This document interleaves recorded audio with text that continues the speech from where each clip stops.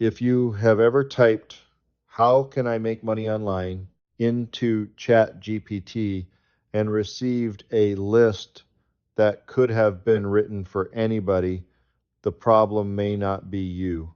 Or even ChatGPT. The question simply did not contain enough of your real life. In this video, I am going to show you the 6 simple parts I use to turn a vague question into a useful starting point. By the end, you will have one prompt you can copy, personalize, and use to find 3 realistic ideas worth investigating. ChatGPT cannot see the years behind you unless you tell it. It does not automatically know what you have done for work, what people ask you for help with, how much time you have, what you can afford, or what you refuse to do. So when we ask a general question, we usually get a general answer. Start a blog, become a freelancer, sell a course, try affiliate marketing. None of those ideas is automatically wrong, but they are not yet connected to you. A better prompt gives ChatGPT enough boundaries to help you think without pretending that the machine can make the decision for you. The 6 parts are role, context, task, format, constraints, and examples. That may sound formal, but it is really just a good conversation. Who do I want help from? What is my situation? What do I need? How should the answer look? What limits matter? And what kind of answer would feel useful? Let us build one together. First is the role. You are telling ChatGPT what kind of helper you need. Instead of saying, "Give me business ideas," try, "Act as a practical small business coach who helps beginners turn ordinary experience into a simple, useful offer." The role changes the lens. If you ask for a marketer, you may get marketing ideas. If you ask for a career counselor, you may get career options. For this job, I want a practical guide who understands small tests, low budgets, and beginners. You do not need a fancy title. You simply need the right point of view for the task. Second is context, and this is where your real life finally enters the prompt. Here is an example using my own background. I am 56. I have experience in school operations and maintenance, a building materials yard, farming, troubleshooting, and learning digital tools later in life. I want something I can work on from home. I have about 5 hours a week. I am comfortable learning, but I do not want advanced coding or a large startup cost. Your details will be different, of course. The point is not to write your autobiography. Give ChatGPT the few facts that should change the answer. Your experience, your available time, your budget, your energy, and the kind of work you do or do not want. Third is the task. Ask for one clear action. In our example, suggest 3 small digital product or service ideas based on my experience. Notice that I did not ask ChatGPT to build the whole business. I asked it to help with the next decision. Smaller tasks usually produce answers that are easier to judge and use. If you want better names later, ask for names later. If you want a sales page, that can be another prompt.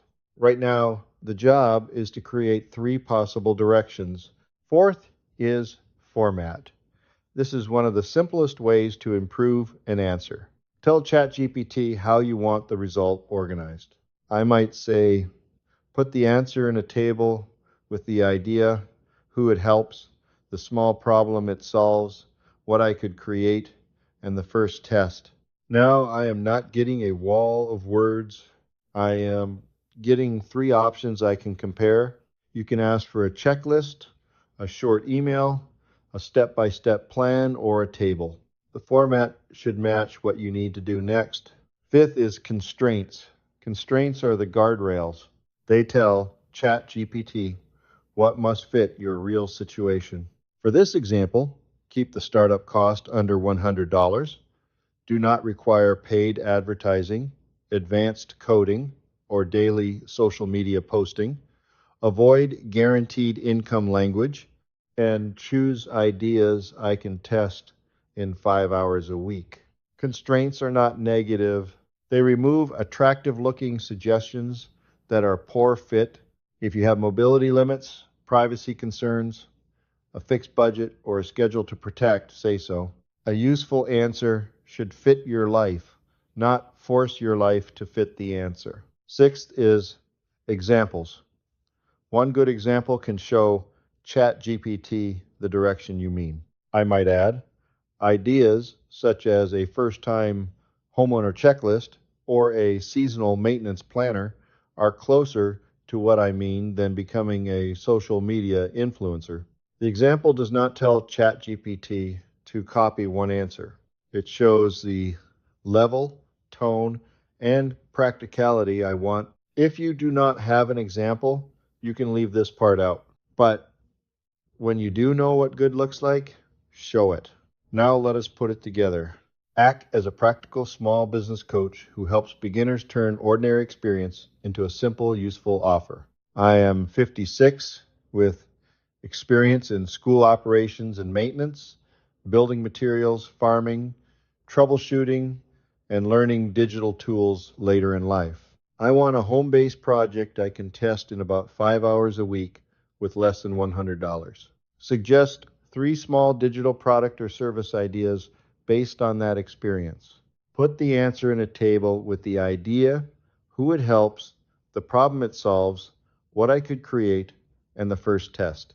Do not require paid advertising, advanced coding, or daily social media posting. Avoid guaranteed income claims. Ideas such as a first time homeowner checklist or seasonal maintenance planner are closer to what I mean than becoming an influencer. That is one prompt. But it gives ChatGPT a role, your situation, one task, a useful format, real limits, and a clear example. When the answer appears, do not ask, which one will make me money? Ask better questions. Which idea matches what I actually know? Which one solves a problem I have seen with my own eyes? Which one could I explain without pretending? And which one could I put in front of one real person this week? ChatGPT can help you organize possibilities. It cannot prove that people want them. The next step is a small test. Speak to someone, show a rough checklist, ask what is missing, and learn from the response. ChatGPT can also make mistakes or sound confident when it is wrong. Check important facts, prices, rules, and claims before you rely on them. And if the first answer misses the mark, refine it. Say, these are too technical. Give me 3 simpler options. Or make the ideas more local and service-based. Good prompting is not about finding magic words. It is about giving clear direction, reviewing the answer, and improving the conversation. If you want the 6 parts in front of you while you work, I made a free prompt anatomy cheat sheet. It shows role, context, task, format, constraints, and examples on one page. You can download it at earnableskills.com/cheatsheet. Start with one question you have been asking too broadly, rebuild it with the 6 parts, and see how the answer changes. You do not need to become an AI expert. You just need to tell the tool enough about the real problem you are trying to solve. If this helped, subscribe to Earnable Skills for more practical ways to use AI to build useful skills and create another option after 50.